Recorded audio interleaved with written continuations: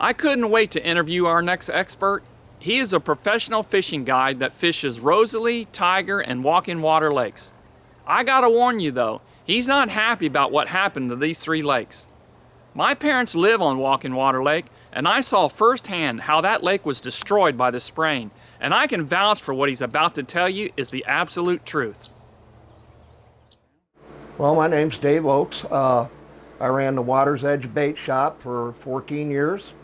Been a guide down here since 2004, and I've been a tournament angler forever, but for 16 years down here I've been a tournament angler. So I religiously used to fish anywhere between 20 to 60 tournaments a year.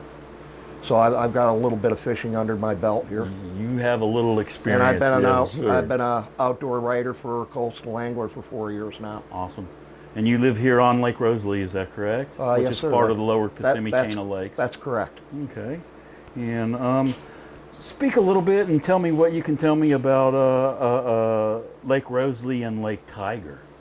I know that you spend a lot of time on both of these lakes. And Well, it's the decline of bait that's out on the lakes. 4 or 5 years ago, I'd be out on these lakes. You would see shad balls everywhere. Some of them 20, 30 yards wide, 7, 8 foot deep, and many different pods of them on the lakes. You don't see that anymore. It's gone. Okay? The wild shiners, you don't see them popping the surface anymore. They're gone. The little brim is not even like it's supposed to be. They're not there. Okay? So, it would stand to reason that if the shiner and shad population were decimated to overspring, now the fish have to resort to eating brim, and they have to resort to eating other things in the lake. Well, consequently, that's going to cut into the brim population as well. It's a snowball effect. It really is. It's the bottom of the hill, and the avalanche is coming. your experience over the last 5 years in the number of big fish that you're seeing on the lakes? Between the trips and myself, I used to catch 40 to 50 bass a year in the 8 to 12 pound range. Right. Now I'm lucky if I see maybe 10 or 12 of them like that in the course of a year. Less than 10%. Yeah, it's really declined a lot, and the catches in the tournaments that I've seen over the years here, these guys are pretty good anglers down here. They're pretty sharp. They know what they're doing. Right. And, it wasn't uncommon to see 30, 35, even 40 pound sacks of fish in the tournaments down here. These guys are struggling to catch, 17 to 25 pounds right now. That's really a hard find. It really is. 11-pound bag won on an Istapoga tournament just 6 weeks ago. Does not surprise me. Just, recently, I think, what was it, 2 years ago or a year ago, I finished second and had big bass on 2 fish for 9.7 pounds out here. wow.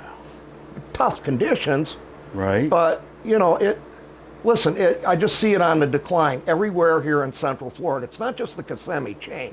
You see it in the Winter Haven chain. You see it on some of these other lakes too. Walking Water Lake for years was known as one of the premier bass fishing lakes in the world. I used to guide on that lake a lot.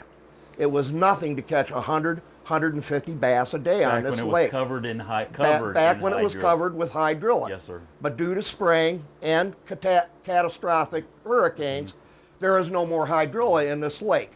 Now all you see in this lake is 4-pound bass with 7-pound heads on them. Right. And that just doesn't get it done. These fish are sick, they're starving.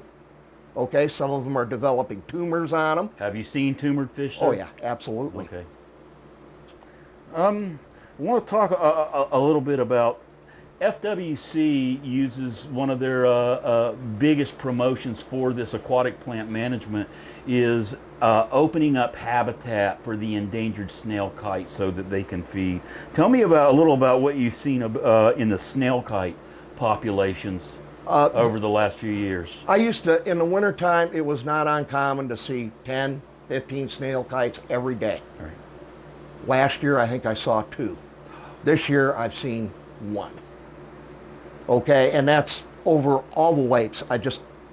They're not here. I'm not near like they used to. Well, FWC's own science and their own snail kite people will support, their numbers actually support exactly what you just told me.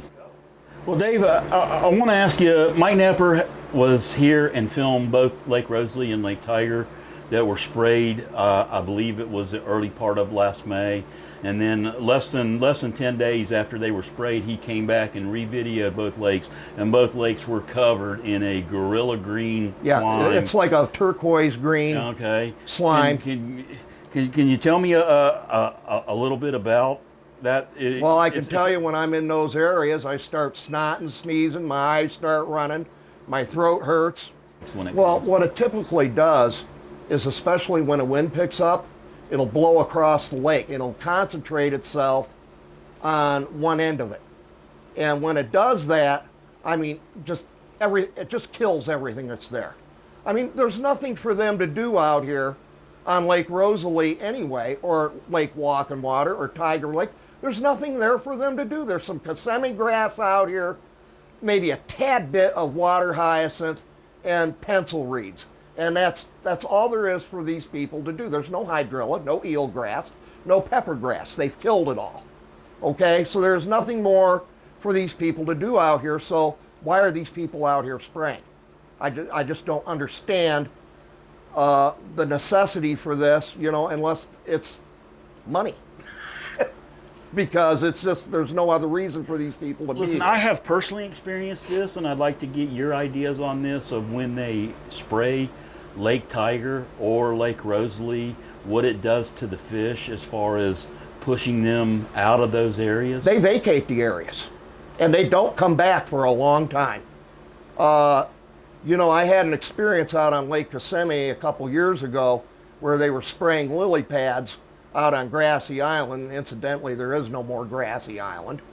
But the pads on one side of the island were brown, but if you moved 200 yards over to where they were green and they hadn't sprayed yet, all the fish were over there. I mean, when this stuff hits the water, these fish are vacating. Okay. Because they can't breathe. I mean, if you can't breathe in your house, you're going to go to a place in your house where you can. Well, tell me about in Lake Walking the Water Creek, the stringer of fish that you had. Well, I'll tell you, I was up in there fishing after a big spray one time, and it stunk really, really bad. I couldn't catch anything up in the creek, not even mudfish and gar went up in there. But as I was coming along the mouth of the creek on Lake Rosalie, and I had a couple of fish on a stringer there, as soon as they hit the mouth of the creek, they went belly up. And they stayed that way until I got on the other side of the creek and back out of the current. Then the fish came back up and revived. But I mean, the lack of oxygen in that water was so bad, it actually caused these fish to pass out. And you believe that aquatic plant management and chemical herbicides? I don't believe it. I know it. That's the only thing that's going to make the water O2 deficient. Another question I'd like to ask before we finish up, and I just got a couple quick last questions for you. It seemed like last year when they sprayed Lake Rosalie and Lake Tiger was on top of the shellcracker spawn. It was. Can you tell me something, what you know about that? Yeah, I don't see half the shellcracker out here that I used to. They're gone.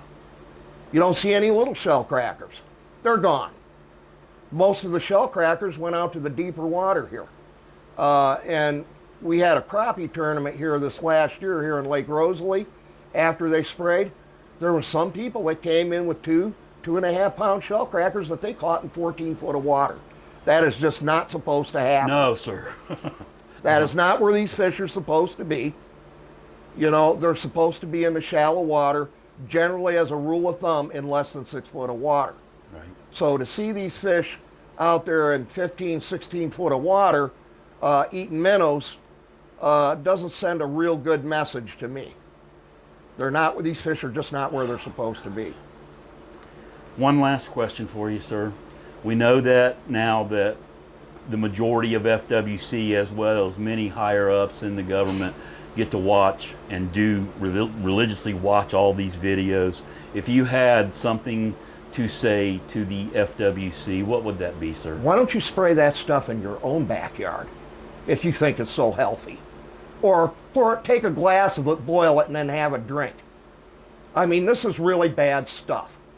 Okay? It just sickens me to see what Lake Kissimmee has become, because when I came down here, this water was fairly clean. Okay? Now it looks like chocolate milk half the time. And that's from dead vegetation on the bottom, rotting, and then the lake turning over, and then the stuff comes out of the soil of the lake and just spreads it all over the place. It's deplorable. I want you to understand, this is destroying the livelihood of people here in Central Florida. It's destroying the livelihood of guides, little mom and pop tackle shops, restaurants. We need winter dollars down here. But I guess that wasn't in the equation either when they decided to do all this stuff. The financial impact upon this state, as well as the environmental impact. So if there's anything else you want me to say, you know, it probably isn't going to be very nice, so. Well, Dave, I can't thank you enough. It's been a pleasure and an honor to be able to speak with you. Thank you for sharing your experience with us, and we are grateful, sir. Thank you very much. Okay, thank you.